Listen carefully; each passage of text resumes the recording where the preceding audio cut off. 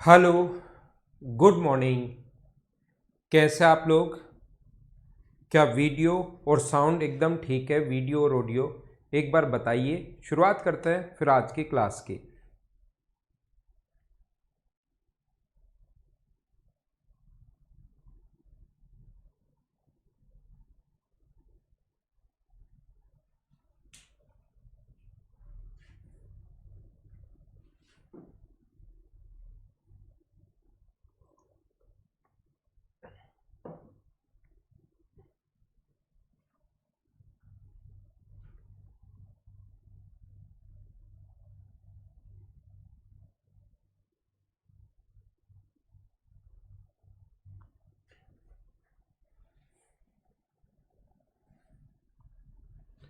तो ये क्वेश्चन क्या हम लोग करें? आइए शुरुआत करते हैं हम लोग नेक्स्ट हमारे क्वेश्चन की। यहाँ पर एक त्रिभुज ए बी सी के कोण बी ए सी का द्विभाजक बी सी को डी पर तथा डी ए बी सी के परिवर्त को ई पर मिलता है। तो इसके लिए which of the following is true, निम्नलिखित में से कौन सा सत्य है, ऐसा हम लोगों से पूछ रहा है वो।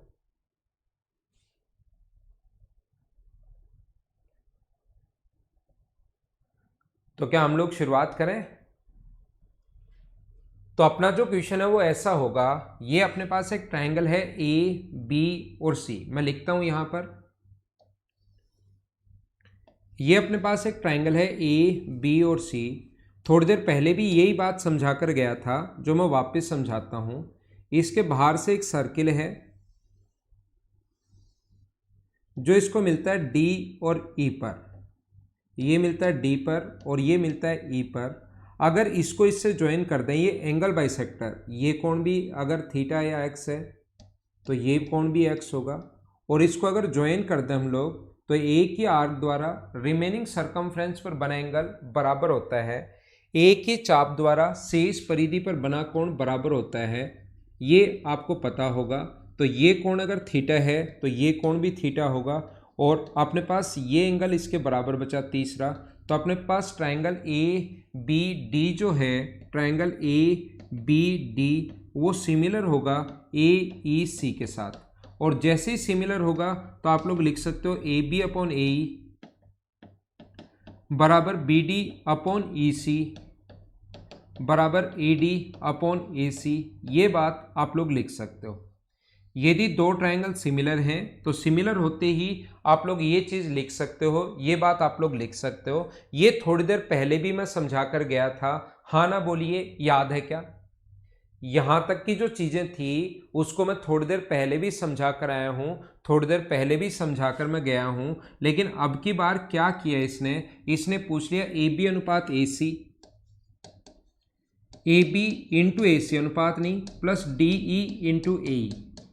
ये इसकी वैल्यू अगर हम लोगों से पूछी है तो ध्यान रखना, क्रॉस मल्टीप्लाई अगर कर दें हम लोग फर्स्ट और थर्ड को क्रॉस मल्टीप्लाई कर दें तो ए बी इंटू ए सी की जो वैल्यू होगी वो क्या अपने पास ए डी इंटू ए ई, क्या बिल्कुल ठीक है क्या? ए बी इंटू ए सी का जो मान होगा, क्रॉस मल्टीप्लाई अगर कर दें तो ए बी इंटू ए सी का जो मान होगा वो ए डी इंटू ए ई होगा। तो इस ए बी इंटू ए सी की जगह क्या हम लोग ए डी इंटू ए ई लिख सकते हैं क्या? हाँ ना बोलिए।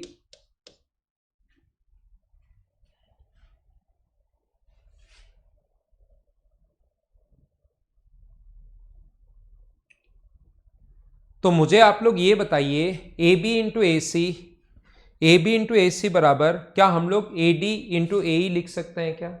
और ये जो अपने पास है ये डी ई इंटू ए ई अपने पास ऐसे कैसे चल रहा है, इसको मैंने चेंज नहीं किया।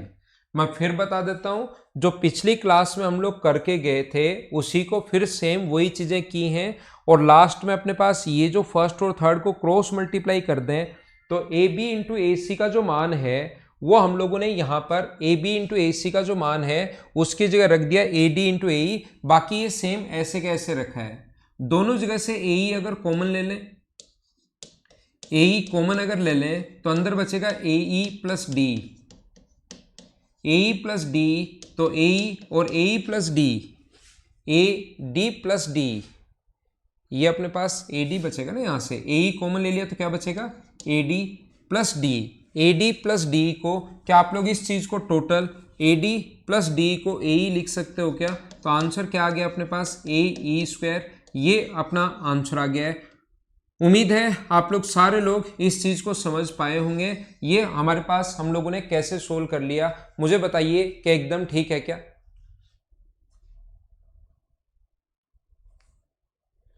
तो नेक्स्ट क्वेश्चन मैं आपको बताने की कोशिश कर रहा हूं, ठीक है।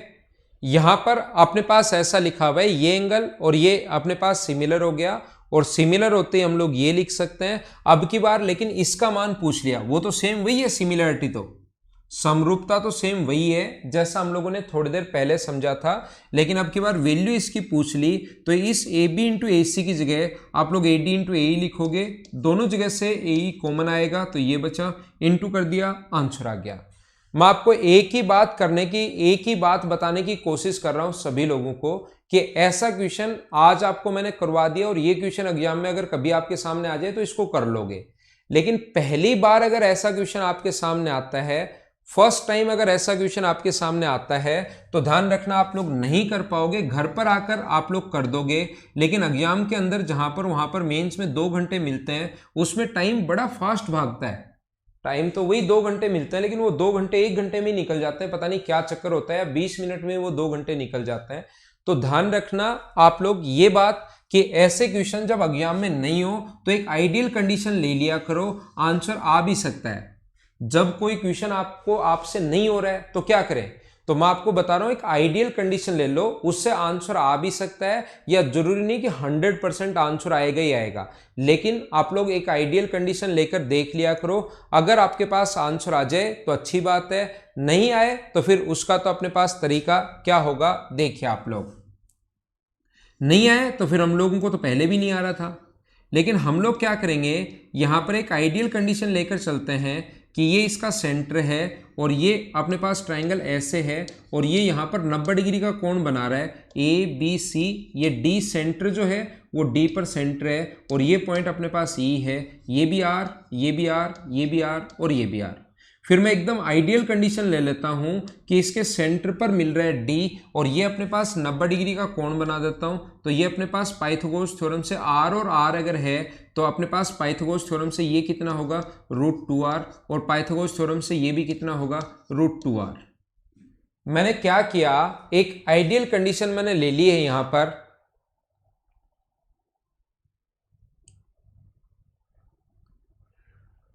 अगर लैग हो रहा है तो आप लोग यहां पर लिखना।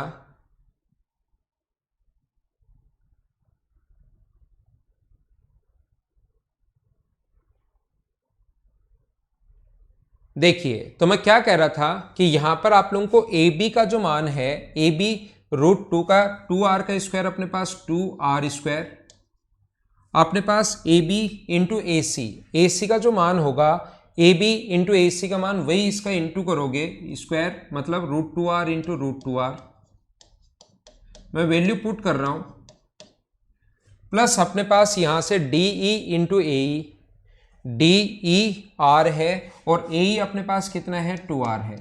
इसको सोल्व करने पर ये भी 2r स्क्वायर, ये भी 2r स्क्वायर, तो 4r स्क्वायर आ गया है। तो कौन से ऑप्शन को सोल्व करने पर 4r स्क्वायर आ रहा है वो हम लोग चेक कर लेंगे।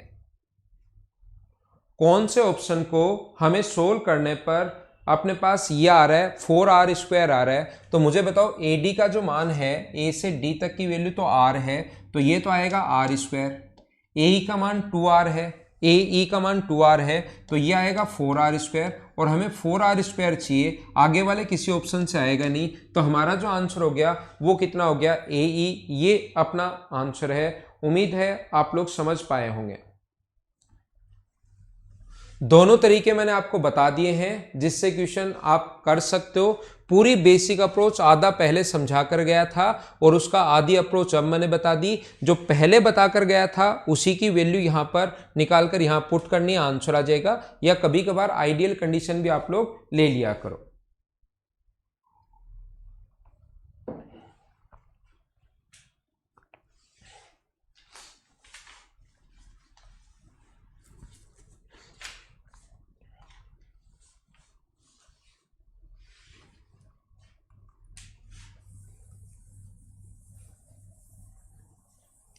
चलो अगला क्वेश्चन आप लोग करने की कोशिश करो।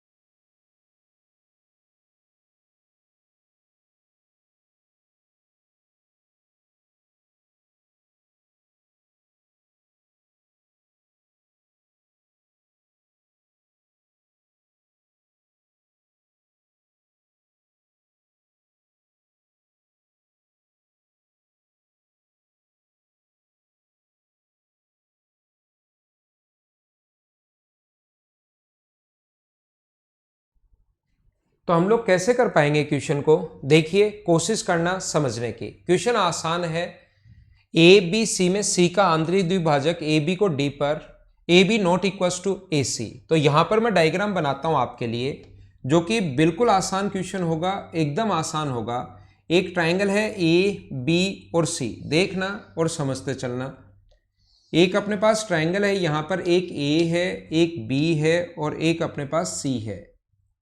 सी का आंतरिक द्विभाजक ए बी को डी बिंदु पर काटता है। इसका जो इंटीरियर एंगल बाइसेक्टर है वो इसको डी पॉइंट पर काटता है। यहां पर इंटीरियर एंगल बाइसेक्टर कि ये कोण थीटा है तो ये भी कोण थीटा होगा, और ये कौन से पॉइंट पर काटता है? डी पॉइंट पर काटता है। A B not equal to A C मतलब आइसोसेलेस ट्राइंगल नहीं है, ये खुद मना कर रहा है इस चीज को। ई सी डी पर एक ऐसा पॉइंट है कि ए ई बराबर ए डी। ए इस पर एक पॉइंट ई इस प्रकार से है कि ए ई बराबर है ए डी के। ये अपने पास पॉइंट ई इस प्रकार से है कि ए ई बराबर है अपने पास किसके? ए डी के बराबर है। ए ई जो है वो बराबर है ए डी के। यदि ए बी सी 50 डिग्री हो, ये वाला जो एंगल है ये अगर अपने पास 50 डिग्री हो, तो ये वाला जो होगा इसको मैं मानता हूं वाई डिग्री। ये वाला जो है इसको मैं मान लेता हूं वाई। मुझे आप लोग ये बताइए, ये एंगल 50 डिग्री है, ये एंगल थीटा है, तो इस एंगल का ये तीसरा एंगल से बाहर एक्सटीरियर एंगल जो होगा भाई, ये जो कोण होगा वो क्या मुझे बताओ? 50 प्लस थीटा होगा क्या? ये जो एक्सटीरियर एंगल होगा अपने पास बाह्य जो कोण होगा वो क्या अपने पास 50 प्लस थीटा होगा क्या? तो आप बोलोगे कि हाँ सर 50 प्लस थीटा होगा एक्सटीरियर एंगल, और ये अगर 50 प्लस थीटा है तो मुझे आप लोग बताइए ये एंगल भी क्या 50 प्लस थीटा होगा क्या? क्योंकि दो साइड बराबर है। आप कहोगे सर क्यों होगा? तो मैं कहूंगा ट्राइंगल की दो साइड बराबर हैं तो दो एंगल भी बराबर होते हैं 50 प्लस थीटा। और क्या इस ट्राइंगल के लिए, इधर वाले ट्राइंगल के लिए ये एक्सटीरियर का ही काम कर रहा है क्या? अपने पास बाह्य जो कोण होता है वो ऑलवेज अंतः अभिमुख कोणों के योग के बराबर होता है, इंटीरियर अपोजिट के y प्लस थीटा के बराबर होगा। थीटा से थीटा हट गया है तो y बराबर कितने डिग्री आ गया है? 50 डिग्री। ये अपना आंसर है, आंसर आ गया 50। हाँ ना बोलिए, क्या सारे लोग समझ पा रहे हो क्या?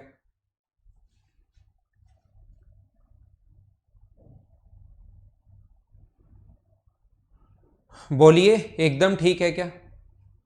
50 हमारा आंसर आ गया क्वेश्चन नंबर 13 का। थोड़ा और आगे बढ़ते हैं हम लोग, नेक्स्ट क्वेश्चन पर चलते हैं, अगले क्वेश्चन पर चलने की शुरुआत करते हैं। नेक्स्ट क्वेश्चन हम लोग करते हैं। तो अगला क्वेश्चन, क्या ये क्वेश्चन तो मैं थोड़ी देर पहले करवा कर आया हूं, याद है क्या? टी बिंदु पर मिलते हैं,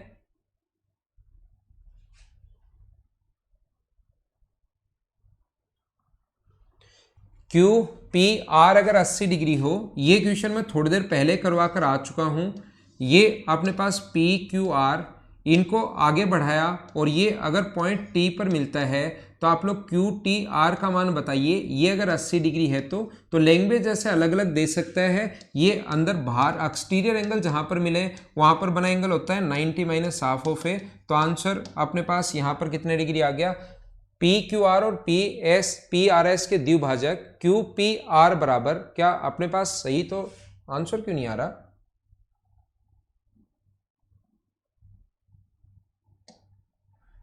पी क्यू आर,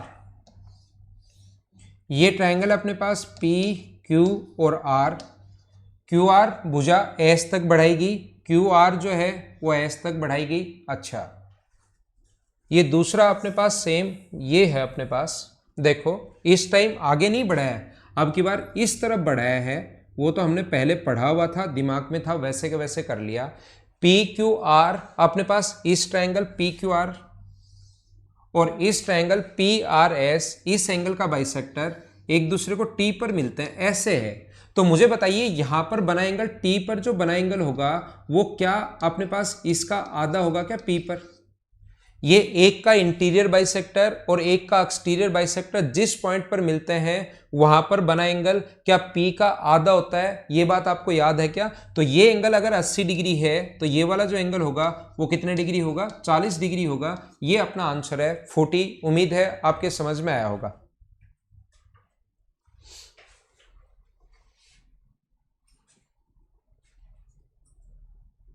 ठीक है क्या?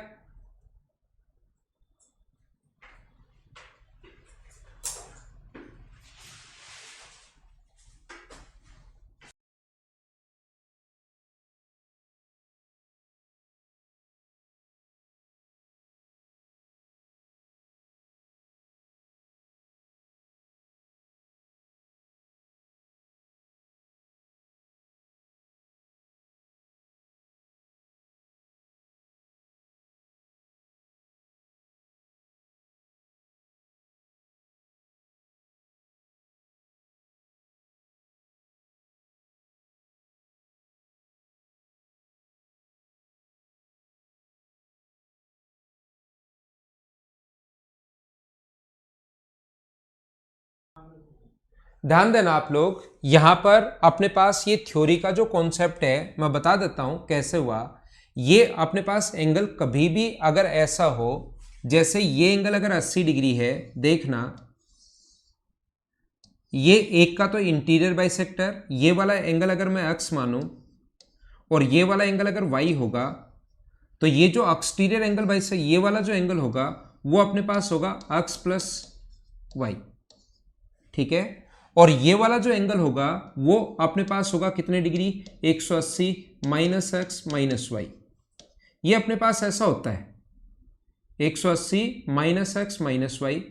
तो यहां पर मैं आपसे ये बताना या ये सिखाना चाह रहा हूं सभी लोगों को कि जब भी अपने पास ये बात याद भी कर लेना, ये चीज याद भी कर लेना, ये क्वेश्चन आता है, काफी बार आया हुआ है। इस एंगल का इंटीरियर बाइसेक्टर, तो इस एंगल का इंटीरियर बाइसेक्टर अगर लोगे तो ये वाला जो एंगल होगा ये अपने पास होगा x बाई 2, और इसका एक्सटीरियर बाइसेक्टर ये वाला जो होगा ये वाला एंगल अपने पास यहां पर ये ऊपर वाला एंगल ये होगा x प्लस वाई बाई 2, यानी x by 2 plus Y by 2, और ये वाला एंगल अपने पास है 180 माइनस एक्स माइनस वाई। तो आप एक काम करोगे कैसे, जब आप लोग इसको सोल्व करोगे, एक तो एंगल x बाई 2 है, एक एंगल है x by 2 plus Y by 2, पूरा एंगल ये, अगर इसकी आप लोग बात करोगे तो ये पूरा x प्लस वाई था और एक्सटीरियर बाइसेक्टर तो एक x प्लस वाई बाई 2 है। इस एंगल को जोड़ोगे, इस ब्लैक वाले को जोड़ोगे और इस एंगल को अगर जोड़ोगे तो इन सभी का जो, इन तीनों को जोड़कर ये वाला और ये तीनों को जोड़कर अगर 180 में से जब घटाओगे तो ये वाला एंगल करके देखना घर पर बैठकर, ये वाई बाई 2 आ जाएगा। क्या आप लोग इस चीज को कर पाओगे क्या?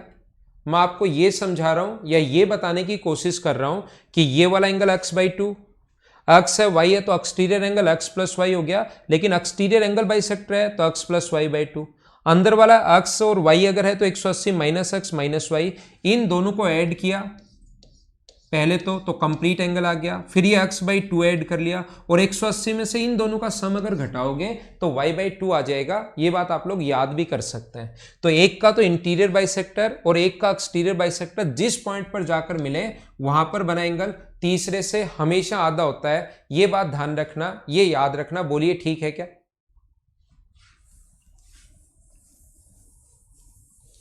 उम्मीद है समझ पाए होंगे आप लोग।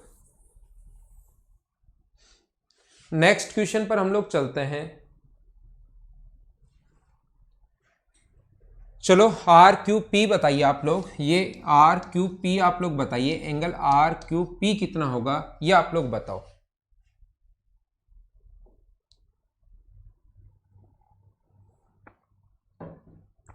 आ गया ना y/2? एकदम ठीक है।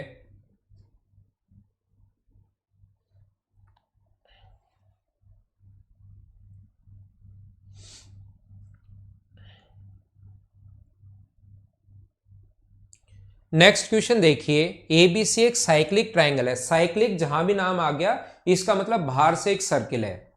साइक्लिक अगर कभी भी नाम आ गया तो बाहर से एक सर्किल हम लोग ड्रॉ कर सकते हैं, A, B और C।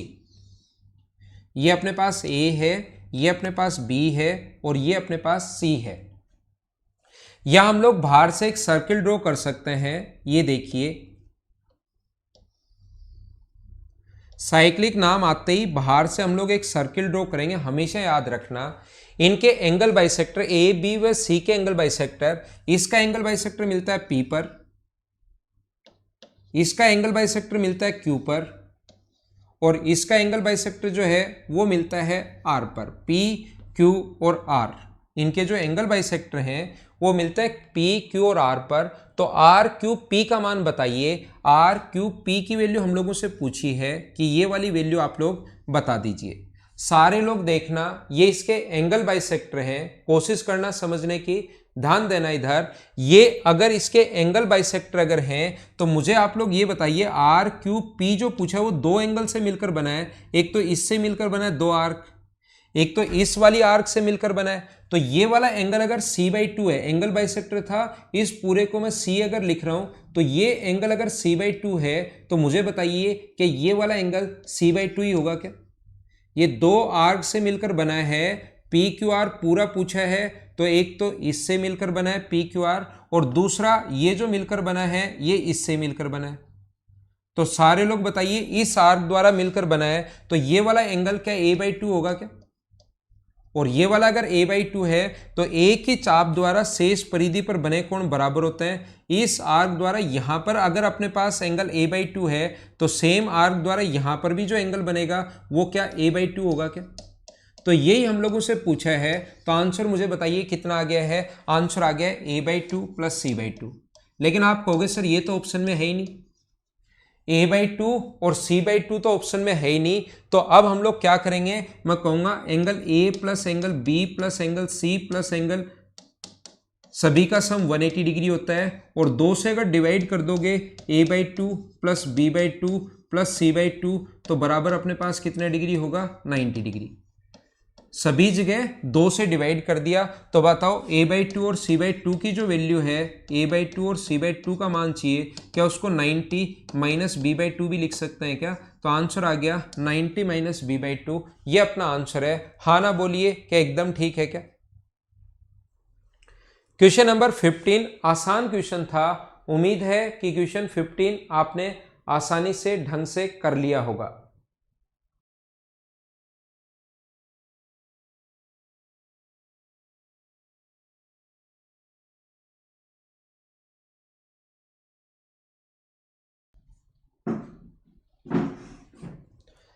अगला क्वेश्चन मैं समझाता हूं। क्वेश्चन नंबर 16 15 के बाद ये अभी भी जो करवा कर आया था वही क्वेश्चन है। मुझे आप लोग ये बताइए, अभी जस्ट थोड़ी देर पहले करवाया था वही क्वेश्चन है, 2 बार समझाया था, आप पढ़कर देख लीजिए। ये जो क्वेश्चन है ये मैं 2 बार समझा चुका हूं, इसको पढ़कर देख लीजिए आप लोग। ABC क्या बताकर आया हूं, याद है क्या? और ये तीनों क्वेश्चन आए हुए हैं भाई SSC में। ये जो क्वेश्चंस हैं ये आए हुए हैं, ये ट्रायंगल ए बी और सी है, और ये जो एंगल बाइसेक्टर है बी ए सी का एंगल बाइसेक्टर, इसको काटता है डी पर और इसको काटता है ई पर, और यहाँ पर जैसे आप लोग मिला दोगे तो ये तो पहले ही एंगल बाइसेक्टर था, और ये कोण इस आर्क द्वारा यहाँ पर बना कोण, ये वाला एंगल और ये वाला एंगल दोनों बराबर हो गए। तो मुझे बताओ ए बी डी जो है वो क्या सिमिलर हो गया क्या ए ई सी के साथ?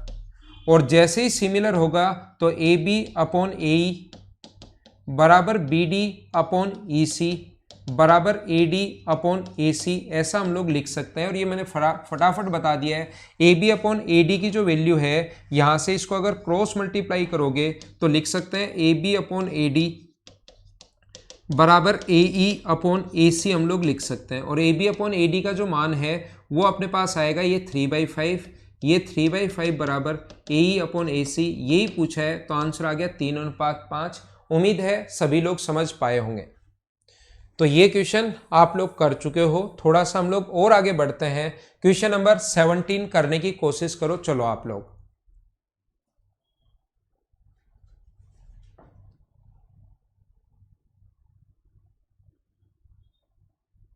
ये अलग अलग क्वेश्चन है एचआर मीना, रिपीट क्वेश्चन नहीं है। ये तीनों क्वेश्चन आए हुए हैं, ये भी क्वेश्चन आया हुआ है, और पहले जो दोनों क्वेश्चन है वो दोनों अलग अलग हैं। आपको लग रहे हैं सेम कॉन्सेप्ट पर, लेकिन क्वेश्चन तो दोनों अलग अलग है ना।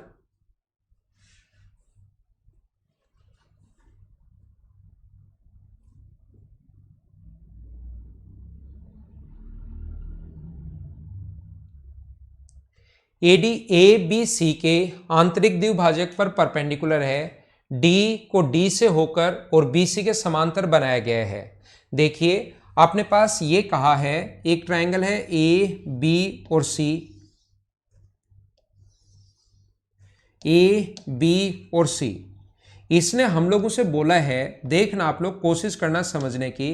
इसने कहा है एंगल बी के द्विभाजक पर, एंगल बाइसेक्टर पर, एंगल ए बी सी के आंतरिक द्विभाजक का लंब डी जो अपने पास एडी, एडी जो है वो ट्रायंगल ए बी सी के आंतरिक द्विभाजक जो है इसका एंगल बाइसेक्टर जो है, इसका बी का जो एंगल बाइसेक्टर है थीटा और थीटा उस पर परपेंडिकुलर है। ये बात आप लोग ध्यान रखना, कौन एडी इस पर परपेंडिकुलर है, ये पॉइंट यहां पर डी है। अगर आप लोग मुझे बताइए कि ये कॉन्सेप्ट, ये पॉइंट मैंने बताया है क्या कि जब भी वही लाइन तो अपने पास एल्टीट्यूड हो, यही लाइन तो एंगल बाइसेक्टर है और यही लाइन अपने पास एल्टीट्यूड है, तो क्या इसको आगे अगर बढ़ा दिया जाए, यहां तक अगर हम लोग बढ़ा दें, तो मुझे आप लोग ये बताइए सारे लोग, दो चीजें आपके समझ में आएंगी। यही तो एंगल बाइसेक्टर है और यही एल्टीट्यूड है, तो ये लाइन मीडियन का काम भी करेगी। पहली बात, ये लाइन मीडियन का काम भी करेगी, और दूसरा ये आइसोसेलेस ट्रायंगल भी होगा यहां से यहां तक। ये दो कॉन्सेप्ट यहां से आपके दिमाग में तुरंत घुसने चाहिए, अगर वही लाइन एंगल बाइसेक्टर है और वही लाइन एल्टीट्यूड है तो। हाँ ना बोलिए, क्या एकदम ठीक है क्या?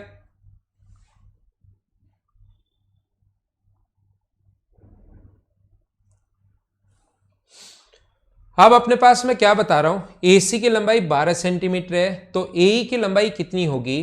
तो मुझे बताइए इसके समांतर, BC के समांतर एक लाइन यहां से खींची, BC के समांतर जो इसको मिलती है E पर, और AC की लेंथ अगर 12 है तो AE की लेंथ बताओ। कम से कम हजारों बार मैं ये बात आप लोगों को समझा चुका हूं, मैं आप लोगों को बता चुका हूं कि जब भी अपने पास मिड पॉइंट से, इसने खुद ने कहा पैरेलल लाइन खींची जाए, D from D is parallel to BC, इसके पैरेलल लाइन खींची जाए, तो हमें पता है कि मैं प्रूव कर चुका हूं कि मीडियन का काम करिए मतलब मिड पॉइंट है, और मिड पॉइंट से पैरेलल लाइन खींची जाए तो क्या वो इधर वाले के भी मिड पॉइंट पर जाकर मिलती है? हाँ ना बताइए, कि एकदम ठीक है क्या? तो AE की जो लेंथ होगी वो कितना आ जाएगा? 6। ये अपना आंसर है। बोलिए एकदम ठीक है क्या? हाँ ना बोलो, क्या आपको बिल्कुल सही तरीके से समझ में आया है क्या?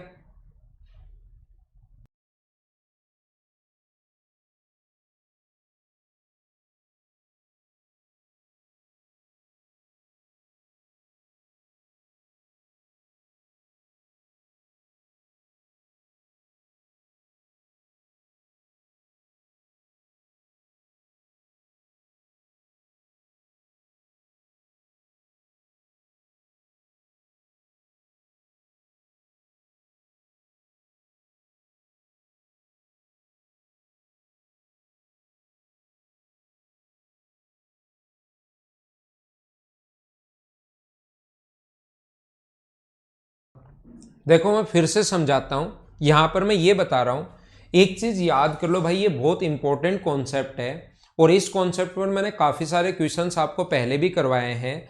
फिर मैं बताता हूं, कभी भी अगर वही लाइन, तो एल्टीट्यूड ऑफ क्वेश्चन ध्यान से पढ़िए, ये अपने पास किसी भी ट्रायंगल में एडी जो होगा, एडी जो है वो एंगल ए बी सी का जो एंगल बाइसेक्टर है ना, ए बी सी का जो आंतरिक विभाजक है, एंगल बाइसेक्टर जो है उस पर परपेंडिकुलर है, ऐसे हम लोगों ने बोला है। तो ये एंगल बाइसेक्टर भी है और ये परपेंडिकुलर भी अगर है, तो यही लाइन मीडियन का काम करना शुरू कर देगी। जिस बच्चे को नहीं समझ में आया, यही लाइन एल्टीट्यूड है और यही एंगल बाइसेक्टर, तो ये मीडियन भी होगी। और थोड़ी देर पहले इस पर 2 क्वेश्चन करवाए थे, अगर आप पिछली क्लास में थे तो। और मैं ये बता देता हूं, पता नहीं कितनी बार बता चुका हूं, कि कभी भी इसके पैरेलल लाइन अगर खींचोगे मिड पॉइंट से, कभी भी पैरेलल लाइन खींचोगे तो इधर वाले के भी मिड पॉइंट पर जाकर मिलेगी।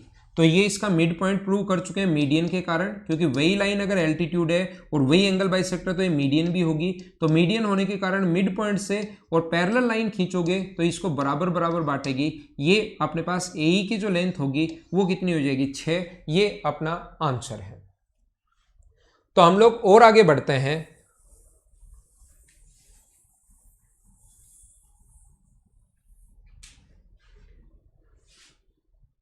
क्या हम लोग आगे चले? नेक्स्ट क्वेश्चन मैं आपको समझाता हूं। अगला क्वेश्चन अपने पास ये रहा, चलो आप लोग इसको करने की कोशिश करो। क्वेश्चन नंबर 18 को,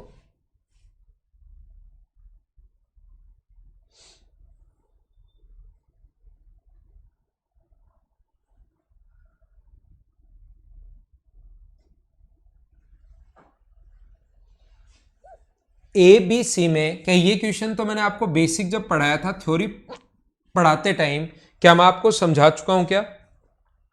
देखिए अपने पास ए बी सी में सी अधिक कोण है, इस टाइप का क्वेश्चन कैसे कर पाएंगे? मैं यहां पर आपके लिए डायग्राम बनाता हूं।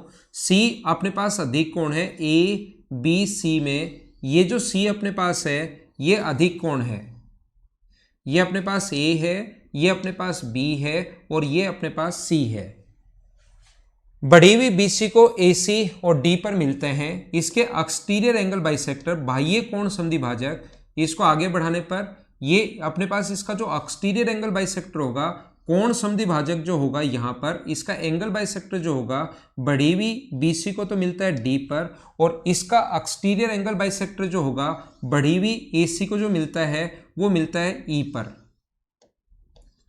और इसने हम लोगों से कहा है कि यदि AB AD और B अगर इक्वल हैं, यदि AB AD और B अगर इक्वल हैं, तो AC B का मान क्या होगा, ऐसा हम लोगों से पूछा गया है। तो देखिए हम लोग क्या करेंगे, ये दोनों साइड अगर बराबर हैं, ये वाली साइड और ये वाली साइड अगर बराबर हैं, तो इसके सामने का एंगल अगर ये A है तो ये एंगल भी A होगा। ये बात ध्यान रखना, A और A अगर है तो एक्सटीरियर एंगल जो होगा ट्रायंगल का वो होगा अपने पास 2A, और ये एक्सटीरियर एंगल बाइसेक्टर है तो ये 2A है, तो ये भी अपने पास 2A।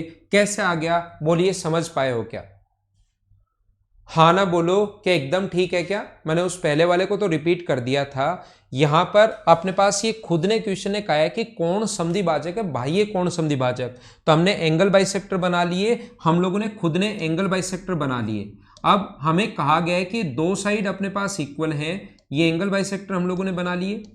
हमें कहा कि ये और ये तीनों साइड बराबर हैं, तो पहले इस ट्रायंगल की बात करूं, दोनों साइड बराबर हैं, तो इसके सामने का एंगल ये अगर A है तो इसके सामने का ये भी A होगा, तो A और A मिलकर एक्सटीरियर एंगल बन गया 2A, और ये एंगल बाइसेक्टर है तो ये भी कितना बन गया अपने पास 2A।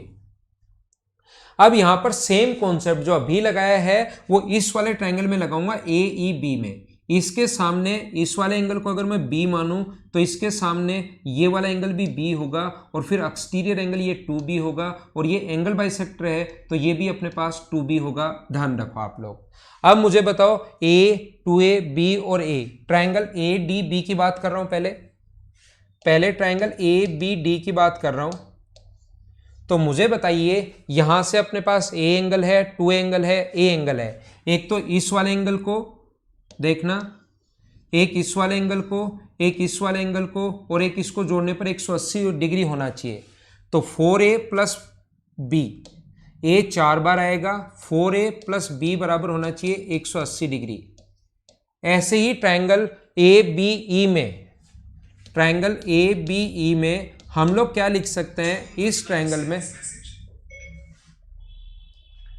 ए बी ई में हम लोग लिख सकते हैं, ये अपने पास बी है, ए है, 2b है और बी है, तो बी 4 बार आएगा और ए 1 बार आएगा, तो लिख सकते हैं ए प्लस 4b बराबर 180। दोनों को अगर ऐड करोगे तो 5 टाइम ए आ गया है, 5 टाइम बी आ गया है, बराबर 360 डिग्री अगर हो तो ए प्लस बी यहाँ से आएगा 72 डिग्री। और a प्लस बी का मान किसी भी ट्रायंगल में a और b का मान 72 डिग्री है, तो ये जो क्वेश्चन होगा इसका आंसर कितने डिग्री होगा, 108 डिग्री। अच्छा क्वेश्चन था, उम्मीद है समझ में आया होगा। हाँ ना बोलिए कि एकदम ठीक है क्या।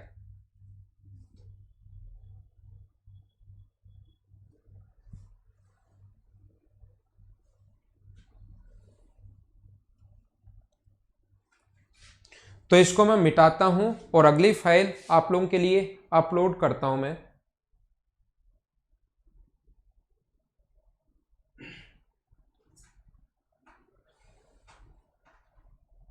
108 डिग्री बिल्कुल ठीक है, आपका आंसर बिल्कुल सही है।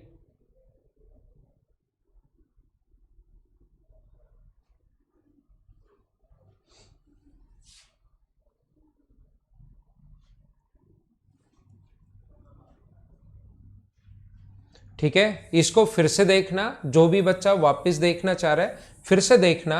अब हम लोग अगला क्वेश्चन करने की कोशिश करते हैं। ये ऐसे आपके चैप्टर वाइज डाले हुए हैं, कुछ शुरुआत के जो क्वेश्चंस हैं उनका सॉल्यूशन नहीं दिया हुआ, वो मैं क्लास में सोल्व करवाऊंगा।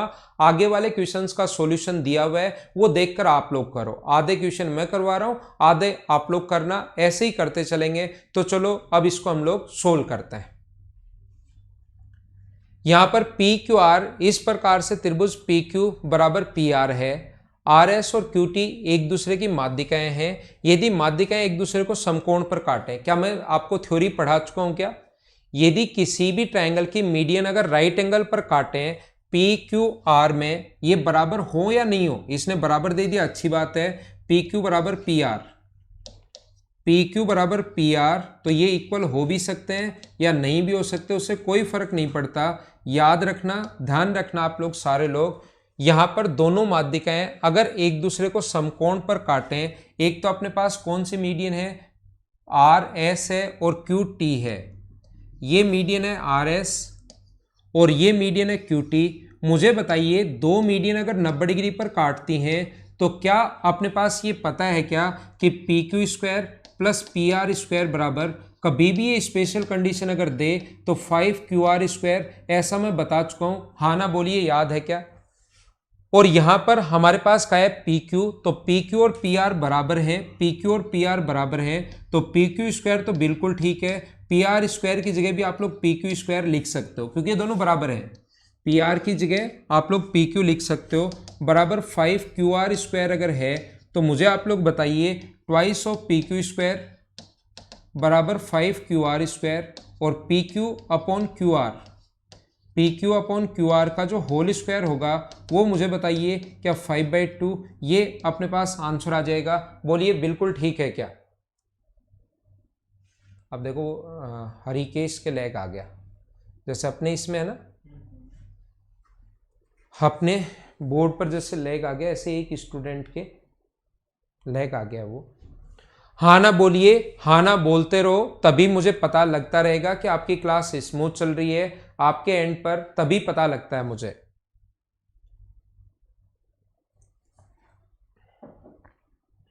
और ये कंप्लीट थ्योरी मैं आपको पढ़ा कर आया हूं।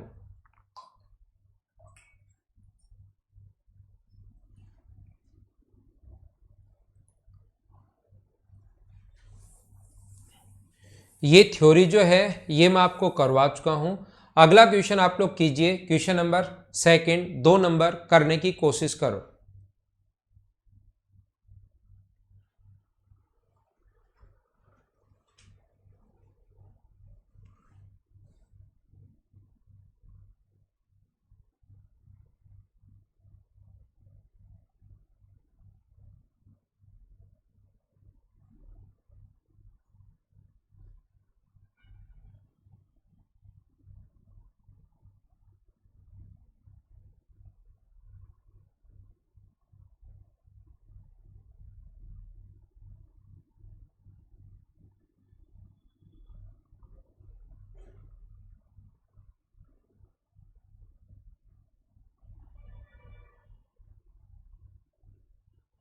देखिए एक्स वाई जेड में जी केंद्रक है। मुझे बताइए कभी भी अगर आप लोगों को माध्यिका की लंबाई अगर निकालनी है 11 है, वाई जेड अपने पास यहाँ से 14 है और एक्स जेड यहाँ पर अपने पास 7 है, तो जीएम की मान हम लोग आसानी से निकाल देंगे।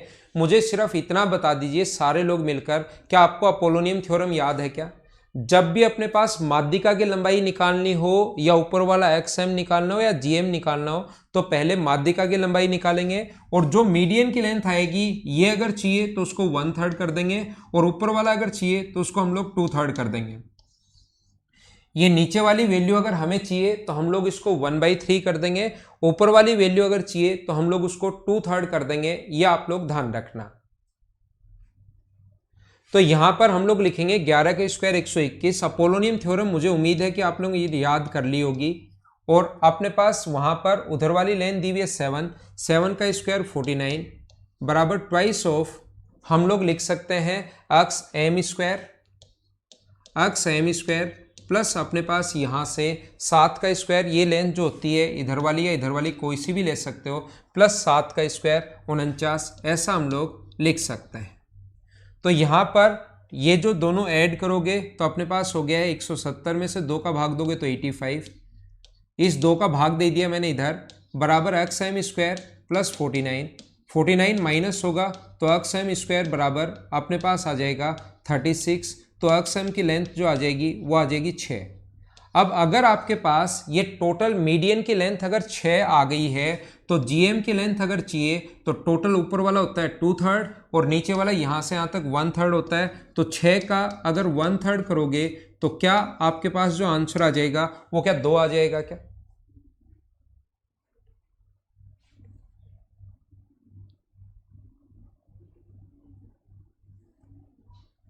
हाँ ना बोलिए, एकदम ठीक है क्या? 2 आपका आंसर बिल्कुल ठीक है, बिल्कुल ठीक है और बिल्कुल ठीक है। नेक्स्ट क्वेश्चन देखिए। क्वेश्चन सेम ऐसे कैसे क्वेश्चन है, सिर्फ और सिर्फ क्वेश्चन की लैंग्वेज चेंज कर दी है, संख्याएं चेंज कर दी हैं, बाकी इसी पर बेस्ड क्वेश्चन है। सेम कॉन्सेप्ट का क्वेश्चन है। पी क्यू आर, सी इसका केंद्रक है जो कि बहुत अच्छी बात है। पी क्यू बराबर दिया हुआ है 30, क्यू आर बराबर हमें दिया हुआ है 36 और ये दिया हुआ है हमें 50। देन डी अगर इसका मिड पॉइंट है, डी अगर इसका मिड पॉइंट है तो ये मीडियन होगी और सी इसका केंद्रक अगर है तो सी डी की लेंथ पूछी है। सिर्फ संख्याएं चेंज है। क्या सेम पहले वाला क्वेश्चन है? हाँ ना बोलिए, एकदम ठीक है क्या?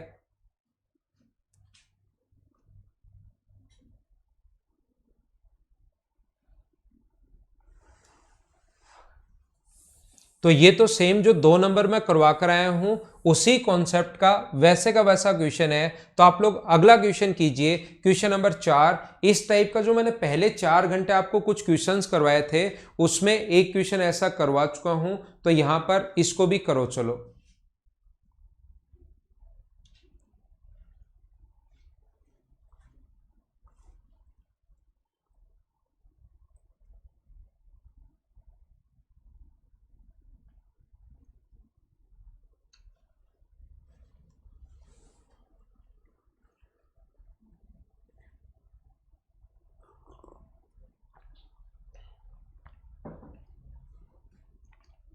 त्रिभुज ए बी सी में डी जो है वो बी सी का मध्य बिंदु है।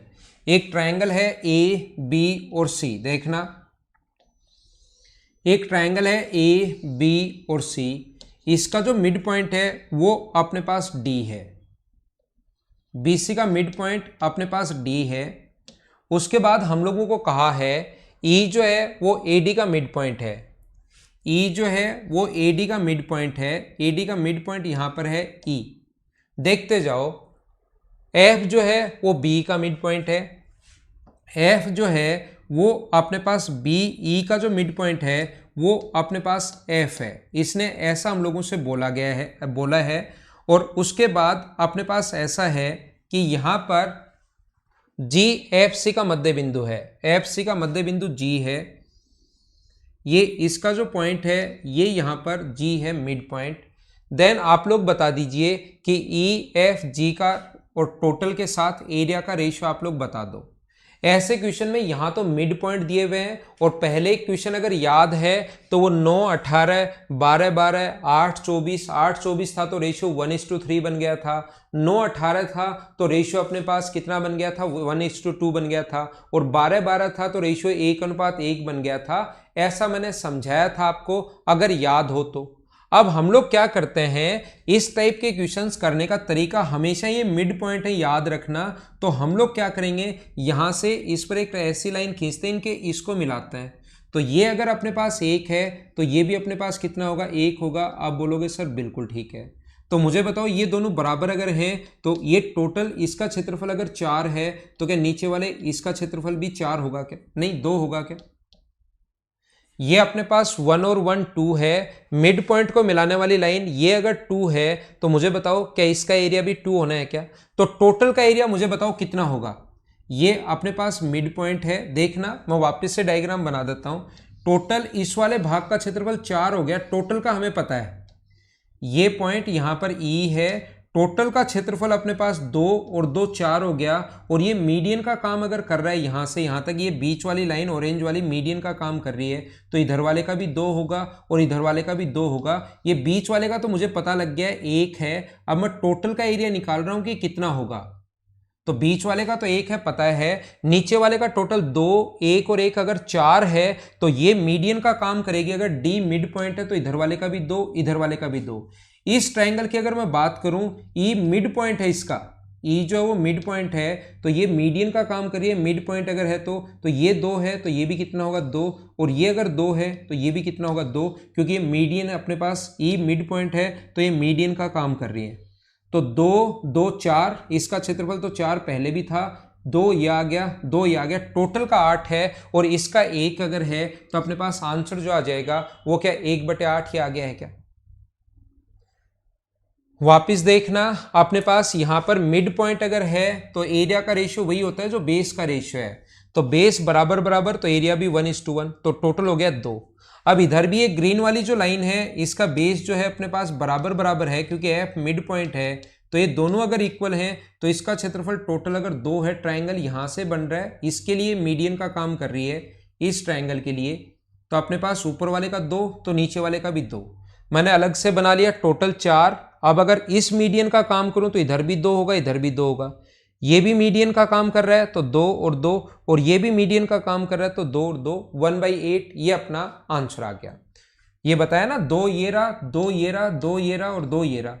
यहां से इस वाले भाग का क्षेत्रफल अगर 4 आ गया है तो 2 इधर बांट सकते हो, 2 इधर बांट सकते हो, 2 और 2।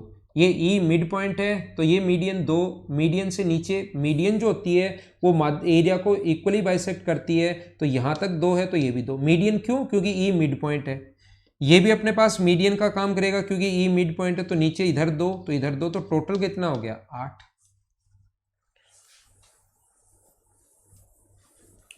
चलो अगला क्वेश्चन आप लोग करो, क्वेश्चन नंबर 5 करने की कोशिश करो, सभी को आना चाहिए। देखो ऐसे, भवानी शंकर रिफ्रेश।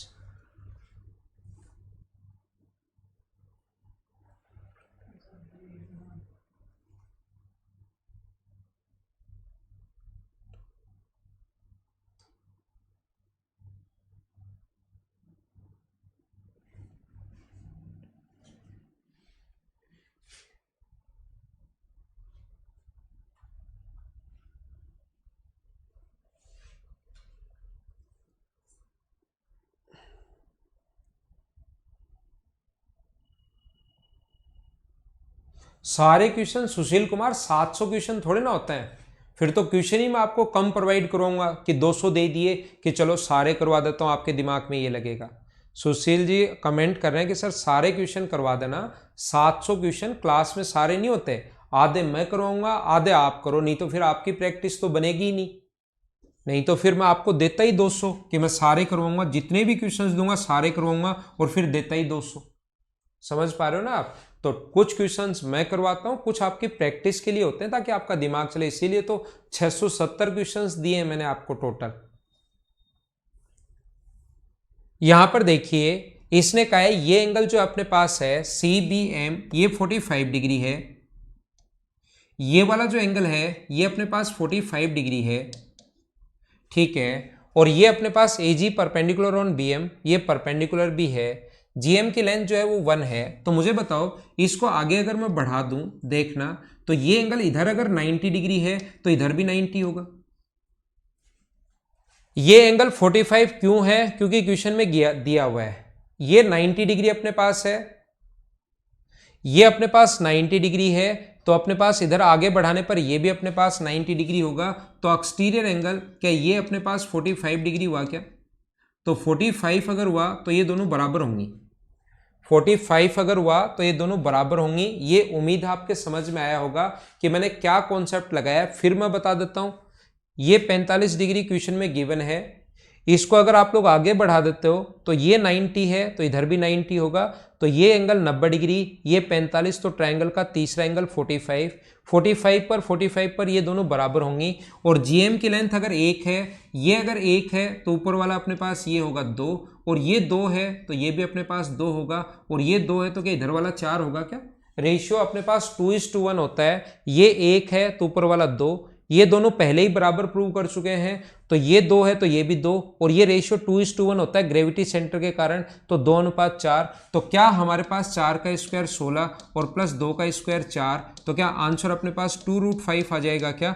2√2 2 बार लिख दिया इसने गलती से, 2√5 ये अपने पास आंसर आ जाएगा। √20 को आप लोग 2√5 लिख सकते हो। हाँ ना बोलिए, क्या समझ पाए हो क्या? नेक्स्ट क्वेश्चन मैं समझाता हूं, इसका स्क्रीनशॉट आप लोग ले सकते हो। जो भी स्टूडेंट लेना चाहे, मैं क्वेश्चन के बाद साइड में हट जाता हूं हमेशा।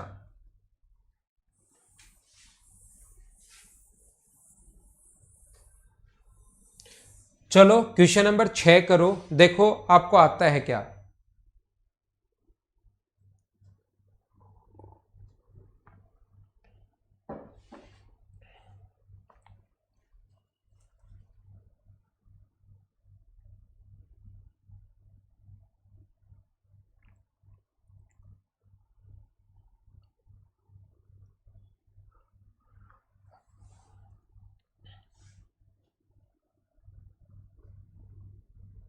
इसने BC की लेंथ पूछी है तो वो भी हम लोग निकाल लेंगे। ये लेंथ देखो AB आ गया है, BC अगर पूछा है, BC पूछा है तो हम लोग BC भी फाइंड आउट कर लेंगे। देखना भाई, पिछले क्वेश्चन में वापस आओ, मैंने AB निकाल दिया, इसने पूछा क्या है हमसे? BC पूछा है। हम लोग AB भी निकाल सकते हैं, AC भी निकाल सकते हैं, और BC भी हम लोग निकाल सकते हैं, सारे के सारी हम लोग निकाल सकते हैं। जैसे अपने पास, मुझे बताइए, ये अगर अपने पास 2 है, मुझे ये बताओ, ये अगर अपने पास 2 है, ये एंगल 45 डिग्री, तो ये अपने पास यहां से आगे बढ़ाने पर यही कहा है ना इसने, CBM, इसने एंगल ही अलग दे दिया इसने, ये बना यहां रखा है अपने पास, जबकि होना इधर से चाहिए CBM। इसने ये चीज, या तो ये अपने पास AGM, ये AG परपेंडिकुलर ऑन BM, ठीक है। तो ये 45 और ये अपने पास कितना है? 45, ठीक है। तो मुझे बताओ, ये अगर 1 है तो ये कितना होगा? 2। मैं फिर से डायग्राम बना देता हूं यहां पर, देखिए, क्योंकि मैं AC निकाल कर आ गया था। यहां पर देखिए, ये अपने पास इस पर परपेंडिकुलर है, और ये एंगल 45 डिग्री, ये तो मैं सही लिख रहा हूं ना, CBM, ये 45 डिग्री है, देखना, और ये इस पर अपने पास ये ग्रेविटी सेंटर है, और यहां से एंगल 90 डिग्री है, ये ग्रेविटी सेंटर, ये 90 डिग्री है, तो आगे बढ़ाने पर ये इधर भी 90 होगा, स्ट्रेट लाइन, तो ये 45। और मैं बता चुका हूं, ये अगर 1 है तो ये अपने पास 2 होगा, और 45 और 45 के कारण ये अगर 2 है तो ये भी अपने पास 2 होगा। तो सबसे पहले मुझे बताइए, राइट एंगल ट्राइंगल में देखो ये कोण 90 डिग्री है, राइट एंगल ट्राइंगल में क्या आप लोग हाइपोटेनस निकाल सकते हो क्या? ये साइड 2 है, ये साइड अगर 2 है तो ये वाली साइड जो होगी वो क्या 2√2 होगी क्या? A B और C, A बी और सी, ये पाइथागोरस थ्योरम से क्या ये वाली जो साइड होगी वो अपने पास 2√2 होगी और मीडियन हमेशा मिड पॉइंट पर जाकर मिलती है। तो मुझे बताइए इधर वाली 2√2 है तो क्या इधर वाली भी अपने पास 2√2 होनी है क्या? ये अपना आंसर आ जाएगा। हाँ ना बोलिए, क्या ठीक है क्या? तो आंसर ध्यान रखना, BC की लेंथ अगर पूछी है तो हमारा जो आंसर होगा वो अपने पास 4√2 होगा। ये आप लोग सही कर लो। तो हम लोग इसमें BC की लेंथ भी निकाल सकते हैं, हम लोग AB की लेंथ भी निकाल सकते हैं और हम लोग इस क्वेश्चन में AC की लेंथ भी निकाल सकते हैं। ये आप लोग याद रखना, सारी की सारी लेंथ हम लोग फाइंड आउट कर सकते हैं।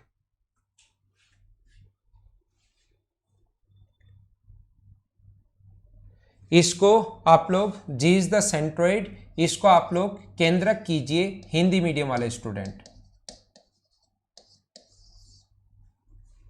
ठीक है, केंद्रक करना इसको।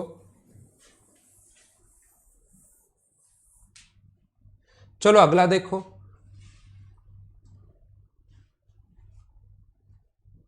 AB अक्षत निकाल लो। AB तो अपने पास आ ही गया है, पाइथागोरस थ्योरम से ही करेंगे।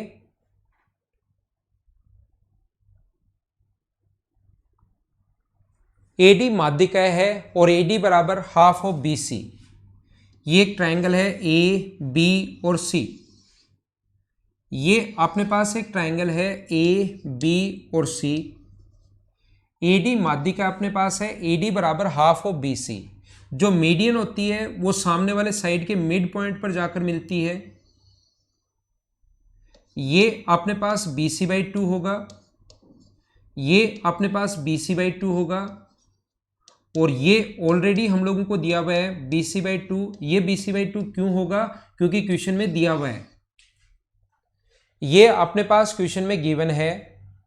हाँ तनु, जब भी मैं करवाऊंगा, लेकिन जब भी मैं करवाऊंगा आपका बचा हुआ अर्थमेटिक मैथ्स वो मैं बता दूंगा। एक बार मैं ये करवाऊंगा, फिर मैं अलजेब्रा करवाऊंगा, उसके बाद आपके बचे हुए टॉपिक जो है वो मैं करवा दूंगा। ठीक है, तो यहां पर मुझे बताइए ये तीनों साइड अगर बराबर हो, ये दोनों साइड बराबर क्यों? क्योंकि AD मीडियन है, माध्यिका त्रिभुज ये अपने पास इसको बराबर बराबर बांटती है। और ये बराबर क्यों? क्योंकि गिवन है। तो क्या यहां पर बना एंगल 90 डिग्री होता है, ऐसा मैंने समझाया, याद है क्या? और BAD बराबर 30 डिग्री है। इधर वाला एंगल अगर 30 डिग्री है तो फिर ये इधर वाला कितने डिग्री होगा? तो आप बोलोगे सर 60 होगा, 60 होगा। और ये दोनों बराबर हैं तो इसके सामने 60 है, तो इसके सामने ये वाला जो एंगल होगा वो भी क्या 60 डिग्री होना है क्या? यही अपना आंसर आ जाएगा। हाँ ना बोलिए, क्या एकदम ठीक है क्या? भाई एंगल निकालने में MPG कब लगाते हैं सौरभ मीणा? हम लोग एंगल निकालने में MPG हम लोग कब लगाते हैं? वो तो MPG देखो मैंने किस चीज के लिए बताया और कब लगाते हैं। ऐसे तो हर क्वेश्चन में आप सोचने लग जाओगे कि MPG लगा दें, तब तो कैसे काम चलेगा। ये देखिए BF और CF, BE और CF एक त्रिभुज ABC की दो माध्यिकाएं हैं। G उनका इंटरसेक्शन पॉइंट है, EF और AG एक दूसरे को O पर मिलते हैं। तो AO और OG आप लोग बताइए। याद रखना, अगर अपने पास मिड पॉइंट को मिलाने वाली जो लाइन होती है वो तीसरी से आधी और उसके पैरेलल होती है। A, B और C जो मिड पॉइंट को मिलाने वाली लाइन जो होगी वो तीसरी से आधी भी होती है और उसके पैरेलल होती है। मैं यहाँ पर ये बता रहा हूँ, इसके बाद आप लोग कोई भी लाइन खींचना, अगर ये मिड पॉइंट को मिलाने वाली लाइन है तो कोई भी लाइन खींचो उसको वो हमेशा मिड पॉइंट पर ही काटेगी। ये आप लोग ध्यान रखना। कोई भी लाइन खींचिए, चाहे मीडियन खींचो, चाहे एल्टीट्यूड खींचो, चाहे एंगल बाइसेक्टर खींचो, या यूं ही कोई लाइन खींच दो यहाँ से, वो हमेशा उसको 1:1 में ही काटती है। क्योंकि दोनों के लाइन पैरेलल होते ही ट्रायंगल सिमिलर हो गए, और सिमिलर हो गए तो ये रेशियो 1:1 है, तो ये भी रेशियो 1:1 होगा। कितनी भी लाइन खींचो ये आप याद कर सकते हैं। कितनी भी लाइन खींचिए, मिड पॉइंट को मिलाने वाली लाइन हमेशा और हमेशा उसको 1:1 में ही बांटेगी। ये चीज आपको पता होनी चाहिए, आपको याद होना चाहिए। तो अब अगर ये बात आपको पता है, BE और CF एक त्रिभुज ABC की दो माध्यिकाएं हैं। देखना, अब मैं आपको क्वेश्चन करवाता हूं। एक ट्रायंगल ABC की दो माध्यिकाएं हैं अपने पास BE और CF। ए बी और सी इसकी दो मीडियन है, एक अपने पास बी ई है और दूसरी जो मीडियन है वो अपने पास सी एफ है। तो मीडियन हमेशा मिड पॉइंट पर जाकर मिलती है, याद रखना। जी इनका इंटरसेक्शन पॉइंट है और ये तीसरी माध्यिका भी मैं मिला देता हूं यहां से, ये तीसरी मीडियन है जो मान लो इसको जाकर मिलती है डी पर, लेकिन इसने कहा है कि ये इसको अगर ओ पर मिले। तो पहले तो आप लोग सारे लोग ये बताइए मुझे, जो ग्रेविटी सेंटर होता है, गुरुत्व केंद्र जो होता है, वो माध्यिका को हमेशा 2:1 में बांटता है। क्या ये बात तो आप लोग समझ पाए हो क्या? क्या ये चीज याद है क्या?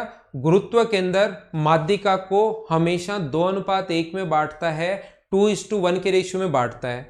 तो ये यहां से अगर टोटल 3 हुआ, और अभी भी मैं ये बात भी समझा कर आया हूं कि ये भी मिड पॉइंट है और ये भी मिड पॉइंट है, तो मिड पॉइंट को मिलाते ही इधर से कोई भी लाइन खींचो वो 1:1 में बांटेगी। तो ये ऊपर वाला 2 था, नीचे वाला 1, तो टोटल हो गया 3 हो गया। तो यहां से यहां तक भी 1.5 होगा, में 1:1 का रेशियो होगा, तो ये भी 1.5 होगा, और यहां से नीचे भी अपने पास 1.5 होगा। ये जो अपने पास है यहां से ऊपर अपने पास यहां से यहां तक देखो 2 है, इससे ऊपर अपने पास ये लेंथ दी हुई है 2, और यहां से यहां तक ये लेंथ आई है 1.5। तो मुझे बताओ AO और OG का रेशियो पूछे, अगर हम लोगों को AO और OG का रेशियो पूछे, तो A से O तक जो है वो 1.5 है, A से O तक जो है वो 1.5 है, और O से G तक का जो रेशियो है, तो आप कहोगे ये 2 है, ये 1.5 है, तो OG का 0.5 ही बचेगा। तो रेशियो कितना आ गया? 3:1। ये अपना आंसर है, और ये अपनी आज की क्लास है। इसको आप लोग एक बार वापस देखना खुद से, तो चीज़ें आपको ज़्यादा समझ में आएंगी। ये थी आज की हमारी क्लास। कल की क्लास यहीं से हम लोग शुरुआत करेंगे, ध्यान रखना आप लोग। कल भी हम लोग इसके क्वेश्चंस करेंगे, और संडे को अब की बार क्लास है, हर संडे को ही होती है। संडे को DI हम लोग पढ़ेंगे, डाटा इंटरप्रिटेशन हम लोग पढ़ेंगे। ठीक है, okay, thank you. Mid point को मिलाने वाली लाइन आधी और पैरेलल होती है अनिल, देना जरूरी नहीं होता। मिड पॉइंट को मिलाने वाली लाइन आधी भी होती है और पैरेलल भी होती है, देना जरूरी नहीं होता, वो हमें वैसे ही पता है। एक बार जो क्वेश्चन मैं करवाऊं उसको 2-3 बार करो, उसके बाद आप डायग्राम बनाना भी शुरू कर दोगे, अगर डायग्राम शुरुआत में नहीं बन रहा है तो।